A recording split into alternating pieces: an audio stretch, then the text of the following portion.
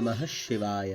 श्री शिव महापुराण रुद्र संहिता पार्वती खंड अध्याय 100। मैना की तपस्या से प्रसन्न होकर देवी का उन्हें प्रत्यक्ष दर्शन देकर वरदान देना। मैना का जन्म। नारद जी बोले, हे तात, जब देवी दुर्गा अंतर ध्यान हो गई और देवगण अपने अपने धाम को चले गए, उसके बाद क्या हुआ? हे तात, मैना तथा हिमाचल ने किस प्रकार कठोर तपस्या की और भगवती किस प्रकार मैना के गर्भ से उत्पन्न होकर उस हिमालय की कन्या हुई, उसे कहिए। ब्रह्मा जी बोले, हे विप्रवर, हे सूत श्रेष्ठ, मैं शिवजी को भक्तिपूर्वक प्रणाम कर उनके भक्ति वर्धन महान चरित्र को कह रही हूँ। उपदेश देकर विष्णु आदि देव समुदाय के चले जाने पर पर्वतराज हिमालय तथा मैना का कठोर तप करने लगे। वे पति पत्नी भक्ति युक्त चित्त से दिन रात शंभु और शिवा का चिंतन करते हुए उनकी सम्यक रीति से नित्य आराधना करने लगे। गिरिप्रिया वे मैना प्रसन्नता पूर्वक शिवजी के साथ देवी का पूजन करती हुई उन्हें प्रसन्न करने के लिए नित्य ब्राह्मणों को दान देती थी। संतान की कामना से मैना ने चैत्र मास में आरंभ करके 27 वर्षों तक प्रतिदिन तत्परता पूर्वक शिव की पूजा की। वे अष्टमी को उपवास करके नवमी तिथि को लड्डू, पिठी, खीर, गंध, पुष्प आदि अर्पण करती थी। वे गंगा के औषधि प्रस्थ से उमा देवी की मिट्टी की प्रतिमा बनाकर अनेक प्रकार की वस्तुएं समर्पित कर उनकी पूजा किया करती थी। वे कभी निराहार रहकर कभी व्रत धारण करती थी, कभी जल पीकर ही रहती थी और कभी हवा पीकर ही रहती थी। इस प्रकार विशुद्ध तेज से दीप्तिमती मैना ने प्रेम पूर्वक शिवा में चित्त लगाते हुए 27 वर्ष व्यतीत किए। 27 वर्ष की समाप्ति पर जगन्मयी जगन जननी शंकर कामिनी उमा अत्यंत प्रसन्न हो गई। मैना की उत्तम भक्ति से संतुष्ट होकर परमेश्वरी देवी उन पर अनुग्रह करने के लिए उनके सामने प्रकट हुई। तेजो राशि के बीच में विराजमान तथा दिव्य अभिभवों से युक्त उमा देवी प्रत्यक्ष होकर मैना से हंसते हुए कहने लगी। देवी बोली, हे महासाध्वी, जो तुम्हारे मन में हो वह वर मांगो। हे गिरि कामिनी, मैं तुम्हारी तपस्या से बहुत प्रसन्न हूँ। तुमने तपस्या, वर, व्रत और समाधि के द्वारा जो प्रार्थना की है वह सब मैं तुम्हें प्रदान करूंगी और जब भी तुम्हारी जो इच्छा हो वह दूंगी। तब उन मैना ने प्रत्यक्ष प्रकट हुई कालिका देवी को देखकर प्रणाम किया और यह वचन कहा। मैना बोली, हे देवी, इस समय मुझे आपसे आपका रूप का दर्शन हुआ, अतः मैं आपकी स्तुति करना चाहती हूँ। हे कालिके, आप प्रसन्न हो।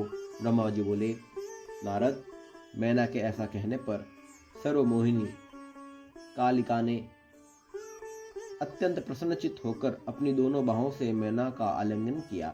तत्पश्चात मैना को महाज्ञान की प्राप्ति हो गई और वे प्रिय वचनों द्वारा भक्ति भाव से प्रत्यक्ष हुई शिवा कालिका की स्तुति करने लगी। मैना बोली, हे महामाया, जगत का पालन करने वाली चंडिका, लोगों को धारण करने वाली तथा संपूर्ण मनोवांछित पदार्थों को देने वाली महादेव देवी को प्रणाम करती हूँ। नित्य आनंद प्रदान करने वाली माया, योग निद्रा, जगत जननी, सिद्ध स्वरूपिणी तथा सुंदर कमलों की माला धारण करने वाली देवी को सदा प्रणाम करती हूँ।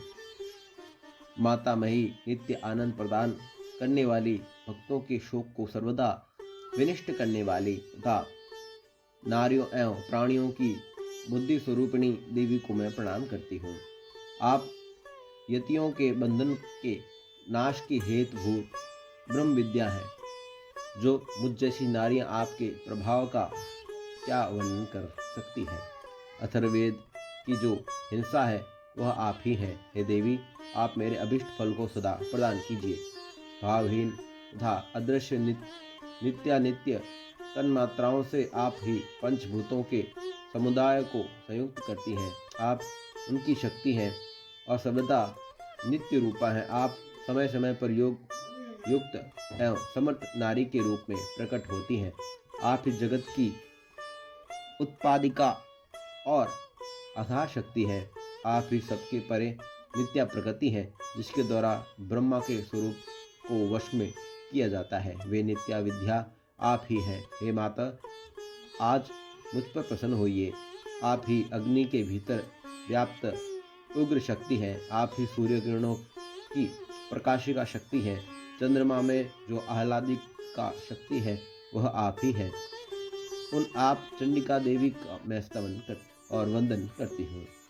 आप स्त्रियों को बहुत प्रिय है। उदुरेता ब्रह्मचारियों की नित्या ब्रह्म शक्ति ही आप ही है। आप संपूर्ण जगत की वांछा है तथा श्रीहरि की माया भी आप ही है। जो देवी इच्छानुसार रूप धारण करके सृष्टि स्थिति पालन तथा संहारमयी होकर उन कार्यों का संपादन करती है तथा ब्रह्मा विष्णु एवं रुद्र के शरीर की ही हेतुभूता है, वे आप ही है। आप मुझ पर प्रसन्न हो। आपको पुनः मेरा नमस्कार है। ब्रह्मा जी बोले, हे नारद, मैना के इस प्रकार स्तुति करने पर दुर्गा कालिका ने पुनः मैना देवी से कहा, तुम अपना मनोवांछित वर मांग लो। उमा बोली, हे हिमाचल प्रिय, तुम मुझे प्राणों से भी अधिक प्रिय हो। तुम जो भी चाहती हो उसे मैं निश्चय ही दूंगी। तुम्हारे लिए मुझे कुछ भी अदेय नहीं है। महेश्वरी का अमृत के समान यह मधुर वचन सुनकर हिमगिरी कामिनी मैना अत्यंत संतुष्ट होकर कहने लगी। मैना बोली, हे शिवे, आपकी जय हो, जय हो। हे प्राज्ञ, हे महेश्वरी, हे भवाम्बिके, यदि मैं वर पाने के योग्य हूँ तो आपसे पुनः श्रेष्ठ वर मांगती हूँ। जो जगदम्बिके, पहले तो मुझे 100 पुत्र हो, वे दीर्घ आयु वाले, पराक्रम से युक्त तथा रिद्धि सिद्धियों से संपन्न हो। उन पुत्रों के पश्चात मेरी एक पुत्री हो जो स्वरूप एवं गुणों से युक्त दोनों कुलों को आनंद देने वाली तथा तीनों लोकों में पूजित हो। हे शिवे, आप ही देवताओं का कार्य सिद्ध करने के लिए मेरी पुत्री हो जाएंगे। हे अंबिका भते, हे भवाम्बिके, आप रुद्रदेव की पत्नी हो और लीला करें। ब्रह्मा जी बोले, हे नारद, मैना के यह बात सुनकर प्रसन्न हृदय देवी उमा उनके मनोरथ को पूर्ण करती हुई मुस्कुराकर यह वचन कहने लगी। देवी बोली, तुम्हें 100 बलवान पुत्र होंगे। उनमें एक बलवान और प्रधान होगा जो सबसे पहले उत्पन्न होगा। तुम्हारी भक्ति से संतुष्ट मैं स्वपुत्री के रूप में अवतीर्ण हो जाऊंगी और समस्त देवताओं से सेवित होकर उनका कार्य सिद्ध करूंगी। ब्रह्मा जी बोले, ऐसा कहकर जगन्धात्री परमेश्वरी कालिका शिवा मैनका के देखते ही देखते वही अंतर्ध्यान हो गई। हे तात, महेश्वरी के अभिष्ट वर पाकर मेनका को भी अपार हर्ष हुआ और उनका तपस्या जनित कलेश नष्ट हो गया। अत्यंत प्रसन्नचित साध्वी मैना उन दिशा में नमस्कार कर जय शब्द का उच्चारण करती हुई अपने स्थान को चली गई। ऐसा तो मैना के प्रसन्न मुखमंडल से ही हिमवान को सारी बातों की जानकारी हो गई। फिर भी मैना ने अपने मुख से वरदान की सारी बात पुनरुक्त वचनों के समान हिमालय से पुनः कह दी।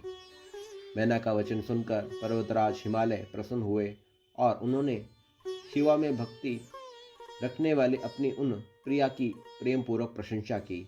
हे मुने, तत्पश्चात कालक्रम से उन दोनों के उप सहवास में प्रवृत्त होने पर मैना के गर्भ रह गया और वह प्रतिदिन बढ़ने लगा। समयानुसार उन्होंने एक उत्तम पुत्र को जन्म दिया जिनका नाम मैनाक था।